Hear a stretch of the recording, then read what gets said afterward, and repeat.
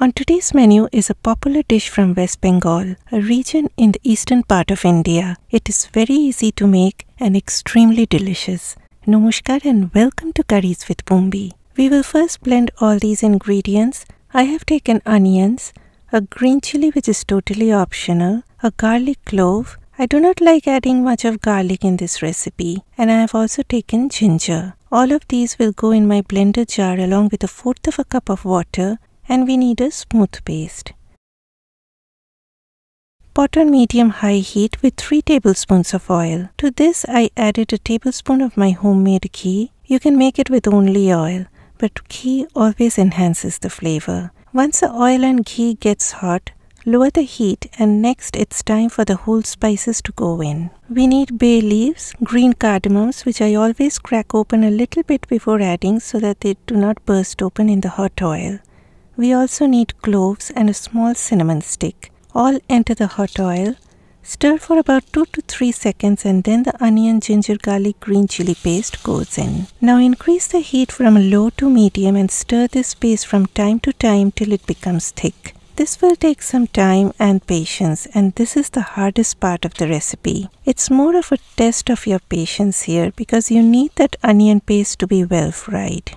If you do not fry it well, your curry will be smelling like raw onions and you will be extremely disappointed with the end product. It will take about 10 to 15 minutes for the paste to thicken up. All you need to do is stir it on medium to low heat from time to time until it becomes well fried. When it starts looking somewhat like this, add about a tablespoon of coconut milk along with just a teaspoon of red chili powder and just a pinch of turmeric powder.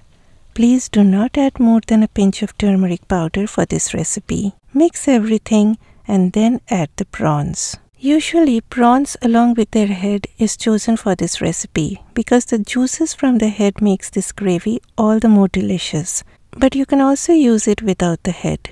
I also kept the tail on so that it looks nice. By the way, if you would like to know how to clean prawns, then please click on the YouTube card above. That will lead you to one of my oldie goldie videos where I have described how to clean prawns. I again added a tablespoon of coconut milk and stirred the prawns on medium-high heat for just a minute.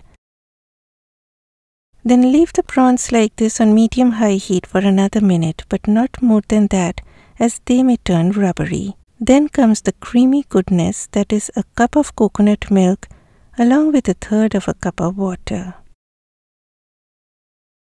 Add a teaspoon of salt and a teaspoon of sugar. This recipe calls for sugar, but as I always say, sugar is optional, so please leave it out if you have any concerns. Next I added Bengali garam masala powder, which I think is the simplest garam masala powder because it comprises of just 3 ingredients, that is cinnamon stick, cardamoms and cloves.